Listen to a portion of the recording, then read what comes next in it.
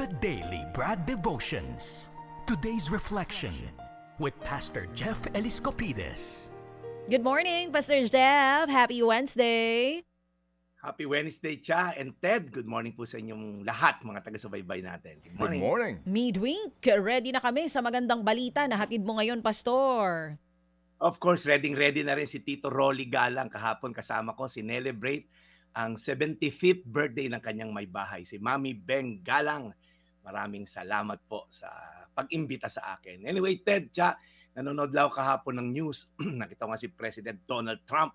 Medyo bad trip doon sa Israel at Iran kasi apparently nabasa ko lang naman to, merong ceasefire pero nag ulit ng mga bomba. Pag tiningnan nyo, parang napakailap ng peace na to, no, mga kababayan, Meron ng NATO, merong United Nations, may ICC, ang daming mga global organization na talagang gustong mamintain na ang giyera, pero ang katahimikan rather.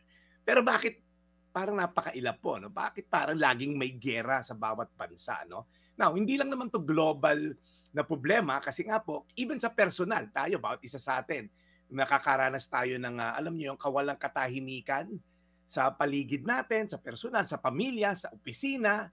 Parang may bagyo lagi tayong pinapasok. Sabi nga nung isang pastor na nakausap ko, alam mo, Brad, ang buhay ay laging may bagyo. Either papasok ka sa bagyo, o nasa gitna ka ng bagyo, o kalalabas mo lang ng bagyo. Parang hindi nawawala. Yung tipong parang ine-expect mo na, parang Pilipinas, di ba? Parang, alam nga namang nananalangin tayo, Lord, this year walang bagyong dumaan. Hindi daanan tayo ng bagyo whether you like it or not. So, pag inisip natin, matatagpuan nga ba itong katahimikan na to? Itong peace na to. Well, good news mga kapatid, may inaalok si Jesus na peace na hindi kayang ibigay ng mundo. Alam niyo nung paalis na siya dito sa lupa, in fact, last sermon in terms of sa mga disipulo niya, the Last Supper, sabi niya sa John 14:27, I am leaving you with a gift, peace of mind and heart. And the peace I give is a gift the world cannot give. So don't be troubled or afraid. Ang ganda ng sinabi na to, ito rin pong katahimikan or kapayapaan na ino-offer ni Jesus ay regalo. Sa panahon po na puno ng stress, anxiety, takot, sangkatutak ang sources niyan, sinabi na natin ng Lunes. So pag tinignan mo, inaanyayahan po tayo, this is an invitation by Jesus na tanggapin natin yung ino-offer niyang kapayapaan.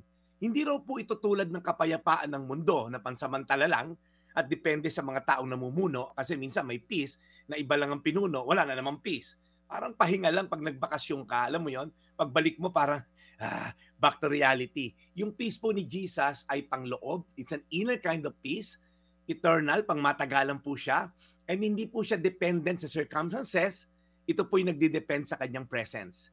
Okay? Yung pong Diyos na may hawak ng ating future, the beginning and the end, siya po ang Alpha at Omega, pinapaalalahanan tayo na pwede kang magkaroon ng kapayapaan kahit anong sitwasyon. Alam niyo po yung word na shalom as I end. Sa pagpunta mo Middle East, laging ang pagbati dyan, lalo sa Israel, shalom, shalom. It means nothing is broken, nothing is missing. Wala daw pong sira, walang kulang. May mga kilala akong mga tao sa tagal kong pagpapastor, nothing is missing. Ang dami, sobra-sobra nga pero everything is broken. Daming pera, 3 dekada ng politiko rin sa lugar nila, sikat sa harapan ng publiko, pero sira-sira ang buhay, sira ang pamilya, sira ang reputasyon, sira ang integridad. Okay, walang matinong relasyon sa anak.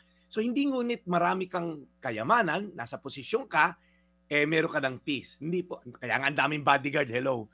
Kasi nga po, hindi magkaroon ng internal peace. Kaya ngayon, ang call to action natin, huminga ka ng malalim, kapatid. Ilapit mo sa Diyos ang lahat ng bumabagabag sa puso mo at sabihin mo, Lord, I receive your peace. Palitan mo ang takot ko ng tiwala, ang gulo ko ng katahimikan, magtitiwala ako sa iyo ngayon at magpakailanman. Amen. John 14:27, I'm leaving you with a gift, peace of mind and heart, and the peace I give is a gift the world cannot give. So don't be troubled or afraid. Tayo manalangin. Panginoon, salamat po because ikaw ay Prince of Peace. Hindi ka lang source of peace. Ikaw mismo, you embody peace. You personified peace. Kaya Panginoon, sa mga tao, Lord, na nababagabag, alam ko, may mga kababayan kami na nasa Middle East, na napaka-unstable, uncertain. Pero Lord, ikaw lamang ang stable na pwede namin panghawakan. Lord, sa sitwasyon sa pamilya, ang daming instability, may lasenggong tatay, may nanay na ganito, may trabahong hindi stable. Lord, ikaw lamang ang stable. Kaya Panginoon, tulungan nyo kami sa buhay namin magtiwala sa iyo at sa iyo lamang magpakailanman. In Jesus' name. Amen. Amen. Amen. Mahal na Panginoon, maraming salamat po sa napapanahong aral na amin napakinggan mula kay Brad Jeff today sa aming pong The Daily Bread. We continue to pray para po sa kanyang ginagawang pagmimisyon. Alagaan niyo po lagi si Brad Jeff and keep his mission alive. In Jesus' name we pray. Amen. Amen. Very nice, Brad Jeff. Salamat na marami. Thank you sa itong napaka-importante at napapanahon muli na paalaala. Salamat na marami, Brad Jeff. Thank you. Yes, nandito naman tayo, Brad Ted. Alam naman natin yan. Ang ating programa ay kumpleto. Merong pang temporal dito sa lupa at physical. Meron tayong spiritual at eternal. Kaya kung hindi nyo masakyan minsan yung katuruan ko, pagpasensyaan nyo na po dahil iba talagang level to. It talks about spiritual realm na hindi natin nakikita. Okay? At alam ko, nakaharap sa atin yung mga nakikita. Problema sa bansa, problema sa mundo. Pero magtiwala tayo sa hindi nakikita sa spiritual. Amen? Ed? Amen. Salamat na marami, Brad. At kung ikay magagawi, birthday ngayon ni Seth Velasquez, may pakain siya rito. Buong barangay, dalhin mo dito. Ibang klase talaga si Kuya Seth. Sa Friday tayo magkikita dyan, Seth. Pagtiran mo naman ako ng kahit konting pansit. Ilagay mo sa ref ni Ma'am Cherry. Yon. Sige. Salamat na marami, Brad. We'll catch you again tomorrow. Thank you. Maraming salamat po, Tina, kay Trina at Junjun Galang for tuning in. Ito po yung Daily Brad, your daily dose of inspiration. Serving the people, Brad Jeff Eliscopides sa ating The Daily Brad.